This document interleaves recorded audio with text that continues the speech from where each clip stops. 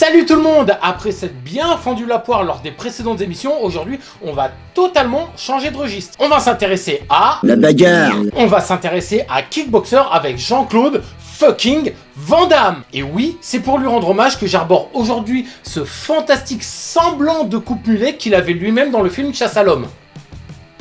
Et je me rends compte en le disant qu'il s'agissait pas de son meilleur film. Entraînez-vous au grand écart et à tataner des bouches parce qu'aujourd'hui, ça va être violent. Générique.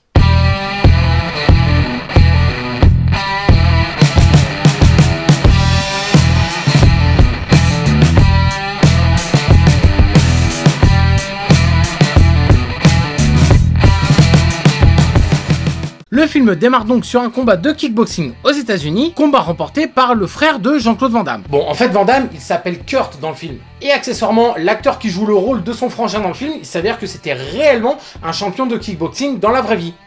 Voilà, en l'espace d'une minute de vidéo, t'as déjà appris quelque chose. Merci qui ? Non, pas Jackie et Michel, merci Bibi. Donc, combat remporté par le frère de Kurt qui excelle dans la discipline, et après avoir été sacré champion, le frangin qui se prénomme Eric soit dit en passant, il se dit « Bon bah, on va aller taper des petits Thaïlandais maintenant, hein, ça va être marrant !» Les deux frangins se bougent le cul en Thaïlande pour aller affronter le champion du pays, Tangpo. Non mais le mec, on dirait juste Freezer avec des échasses et une queue de cheval. Regard de psychopathe, tibia en acier trempé, et il est violent, hein, son entraînement c'est à base de coups de tatane dans un pilier en béton. Kurt, il voit ça, il se dit « Oh putain, mon frangin il va se faire démonter !» Sauf que le frangin en question, il s'en bat royalement les steaks un peu comme Rocky. Il lui sort une punchline du genre « Ouais mais moi je suis rapide, hein, qu'est-ce que tu veux qu'il fasse contre Flash là, le chinois de Thaïlande, hein ?» Bon, évidemment, il se fait fumer, mais alors d'une façon... Et bien fait pour sa grande gueule, j'ai envie de dire. Coup de coude, low kick, middle kick, Nesquik. Après avoir assisté à une fatalité sur son frangin et s'être pris un bon gros aller-retour Paris-Pékin par Tangpo, Kurt rencontre Jackson. Ah, on me dit dans l'oreillette que... Non, en fait, il s'appelle Winston. Pardon, désolé. Mais un noir dans un film d'action des années 80 qui ne s'appelle pas Jackson, bah... Désolé, autant pour moi. Un vétéran du Vietnam qui s'est installé en Thaïlande après la guerre pour pécho de la mineure en toute légalité. Il les emmène à l'hosto et là Kurt apprend que son frère, il est paralysé et qu'il ne pourra plus jamais servir de ses jambes. Mais rien n'est perdu, il peut toujours se recycler dans... Je sais pas moi...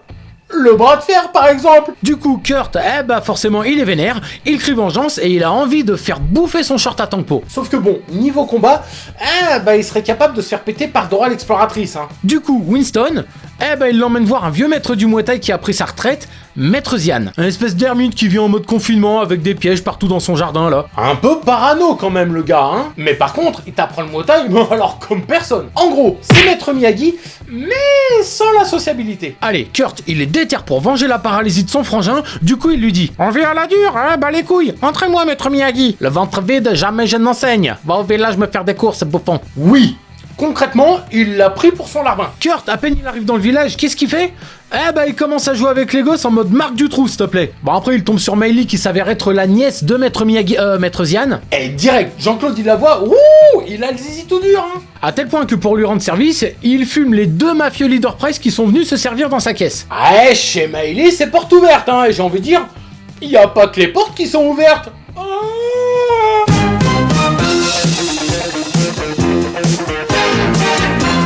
Bon, après s'être tapé un bon gros tagine, l'entraînement peut enfin commencer. Noix de coco dans le bide, footing avec option escalope sur le short avec le chien qui cherche à te croquer les miches, séquence en apnée au son de la flûte, et séance bondage pour écarter les cuisses plus facilement. Non, je ne ferai pas de vanne au sujet de cette dernière phrase, c'est beaucoup trop prévisible. Ah, Maître Zian, il rigole pas, hein. C'est un peu comme s'il savait que Kurt se tape sa nièce, et que sous couvert de l'entraînement, il en profitait pour lui faire du sale. Mais étant moi-même tonton, je ne peux que comprendre l'état d'esprit.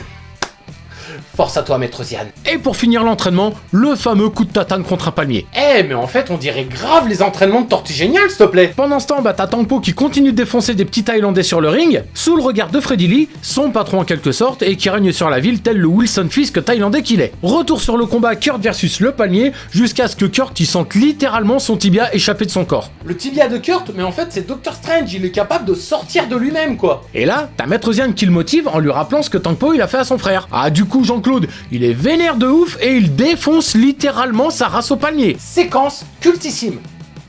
Bon, totalement surréaliste, mais cultissime quand même. Bon, il défonce le palmier, et au passage, il défonce aussi sa jambe droite, hein. Ensuite, nous avons droit au traditionnel training montage. Mais si, tu sais bien, le truc bien cheap qu'on te balançait dans tous les films d'action des années 80 avec des combats en one-to-one. Ça esquive des bâtons, ça fait du sparring en mode coup de pied sauté retourné, et entraînement ultime, Maître Zian emmène Kurt dans un bar pour lui faire boire des shots. Le baiser de la mort. Eh mais si tous les entraînements de Muay Thai étaient du même acabit, mais moi ça ferait 10 piges que je serais déjà ceinture noire foncée. Zian il fait danser Kurt sur une musique démodée des années 80 en mode pump it up pour vérifier soi-disant son équilibre. Ah ouais, c'est ce qu'il dit le fourbe, hein. Sauf qu'en fait, il va rameuter tous les loupards du bar pour lui tataner sa gueule. Et là je défie quiconque de dire plusieurs fois de suite et sans se tromper, loupard du bar. Allez-y. J'attends. Donc pendant que Kurt fait le grand écart face à des Thaïlandaises qui lui choperaient bien le kiki, bah il y a les loupards du bar qui viennent pour le défoncer. Sauf que Jean-Claude, même bourré, tu le prends pas comme ça, hein. D'ailleurs Jean-Claude, tu le prends pas tout court. Il te fait le grand écart sauté comme personne le gars. Bref, il te les rétame tous un par un, et après ça, Kurt fait son premier combat officiel sur un ring pour voir un petit peu où il en est niveau entraînement. Ah, il fait du sale au petit Thaïlandais face à lui, hein, à tel point que la foule le surnomme Noksuko, alias le guerrier blanc. Ah, il est fier comme un bar tabac Jean-Claude à ce moment-là, hein. Et là, je viens de me rendre compte que je n'ai jamais saisi le sens de cette expression. Petit entraînement des familles pour se préparer au combat à l'ancienne mode. À l'ancienne mode, avec du verre pilé sur les gants. Ah, mais en Thaïlande, on veut te faire du sale? Non, non, non, on te fait du extra sale. T'as Freddy Lee qui va emprunter de l'oseille au Don Corleone de Bangkok là pour parier sur Tangpo, tout en kidnappant Eric au passage, histoire de s'assurer la victoire. Et pendant ce temps-là, y a Tangpo, il viole Miley Lee dans le plus grand des calmes. Parce que bon, il n'a pas vraiment d'autre choix que de violer les jeunes filles pour faire pleurer Popol. Je suis désolé, mais quand tu vois sa gueule, tu te dis que même les trans unijambistes du bois de Boulogne sont capables de le refuser en tant que client. Allez, c'est le début du combat. Les gants incrustés de verre-pilé, Kurt se prend une rouste des plus sévères de la part de Tangpo parce que, y a pas le choix, hein, s'il veut revoir son frère vivant. Il se met les boyaux à l'air comme si on était dans la charcuterie Michel du coin de la rue. Sauf que pendant ce temps, y a Winston et Zian, ils vont délivrer Eric. Winston qui nous fait une entrée typée années 80 en mode commando, mais alors d'un niveau de kitsch. Pendant ce temps, retour au combat, il y a Kurt qui prend toujours cher dans sa face comme si c'était le sac de frappe de Tangpo, jusqu'à ce que Eric apparaisse, symbolisant la libération du potentiel de Kurt. Et là, oulala, ça va devenir très très sale. Kurt il va voir Miley et il lui dit de lui enlever ses gants, ce qui concrètement veut dire je vais pouvoir lui tataner sa gueule mais sans pour autant le tuer. Et honnêtement, la seule différence entre la correction que Tangpo se prend et une visite à la morgue, en fait il y a que les suites du film qui me permettent de dire que Tangpo est vivant à l'issue du combat. On parle même plus de bagarre là. La bagarre. On parle d'une correction dans les règles de l'art avec option humiliation au passage. Allez, rien que pour illustrer mon propos, petite compilation de tous les coups que se prend Tangpo lors de ce combat.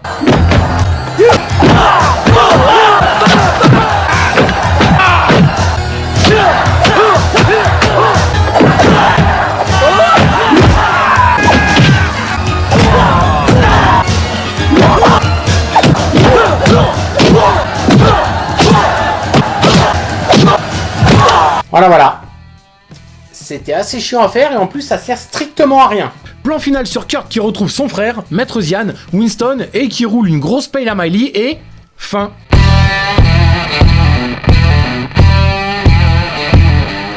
Oui, vous l'ignorez sans doute, mais il y a effectivement eu des suites à Kickboxer, dans lesquelles nous suivons le troisième frangin de la famille, incarné par Sacha Mitchell, qui a incarné Cody dans la série Notre Belle Famille. Putain, je kiffais cette série. Bon c'était du niveau d'un téléfilm diffusé en deuxième partie de soirée sur M6 le dimanche soir, juste avant le film de Boule.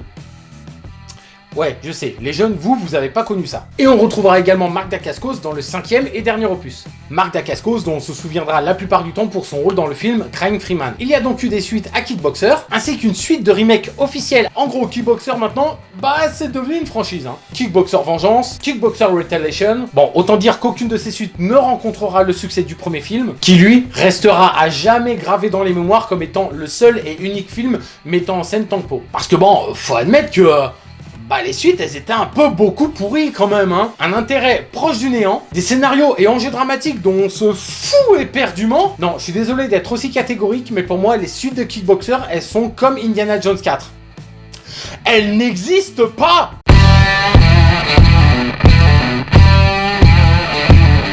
Le tournage du film a duré 56 jours et s'est réellement déroulé en Thaïlande. D'ailleurs, dans un souci de réalisme, certains figurants sont de réels combattants de Muay Thai. Jean-Claude Van Damme et Michel Kissi, de son vrai nom Mohamed Kissi, qui interprètent le rôle de Tang Po dans le film, sont des amis de longue date. D'ailleurs, on retrouvera également ce dernier dans Bloodsport ainsi que dans Full Contact. Il reprendra le rôle de Tang Po dans le deuxième épisode de la saga, si on peut vraiment appeler ça une saga. Saga Kickboxing Van Street Fighter? Non?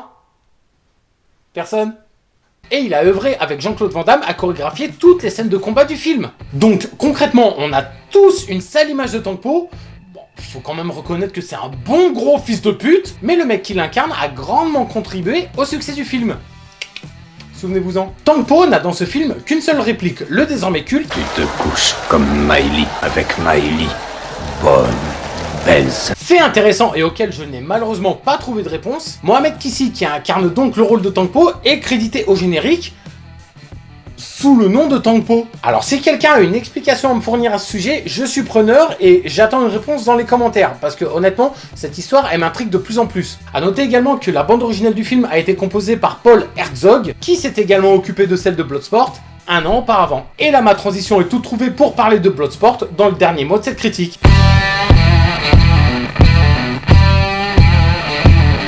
Comparons rapidement Kickboxer avec le premier succès de Jean-Claude Van Damme, à savoir Bloodsport. J'ai franchement hésité à faire une critique sur ce dernier, car franchement il est excellent, en plus de s'inspirer de faits réels sur la vie de Frank Dux. Mais bon, il y a déjà Karim Debache qui en a parlé furtivement, il y a les chaînes Not Serious et En Mode VHS qui lui ont consacré une vidéo, et moi, j'ai pas voulu être redondant non plus, hein. Mais ça m'a quand même permis de déceler une sorte d'effet miroir entre ces deux films. Là où dans Bloodsport, le film se concentre sur le tournoi du Kumité, Kickboxer lui fait la part belle à l'entraînement avec peu de combats mettant en scène JCVD. Dans Bloodsport, Frank Dux est déjà un combattant aguerri au tout début du film. Bon, on suit son entraînement de spi, mais franchement, ça dure 5 minutes à peine, hein. Mais 5 minutes durant lesquelles il se fait fumer sévère par Maître Tanaka, hein. Là où Kurt dans Kickboxer doit s'entraîner pour atteindre son objectif, et on suit son évolution. Évolution qui va le mener jusqu'à son but, à savoir la vengeance. Là où dans Bloodsport, Frank Dux se bat pour l'honneur du clan Tanaka ainsi que pour honorer la mémoire de son ami Shingo et au passage rendre fier son sensei, Maître Tanaka. Concrètement, les deux films se complètent. Vengeance et entraînement dans Kickboxer, honneur et tournoi dans Bloodsport. Et les deux films sont aussi bons l'un que l'autre, hein, pour différentes raisons, certes, mais cultes l'un comme l'autre. Et si on me demandait de choisir entre les deux, ça serait Kickboxer. Pour une seule et unique raison. Pour ça.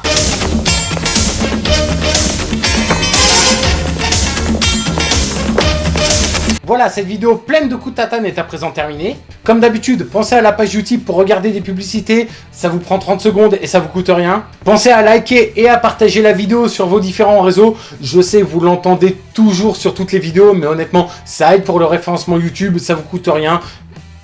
Un petit geste s'il vous plaît. Quant à moi, peut-être que je vais enfin réussir à ne pas me laisser distraire par un nouveau film et que je vais enfin réussir à vous pondre une série vidéo sur la trilogie de films de Oups. Spoiler. Sur ce, prenez bien soin de vous et on se retrouve très prochainement pour un nouveau numéro de 3 mots pour. Ciao.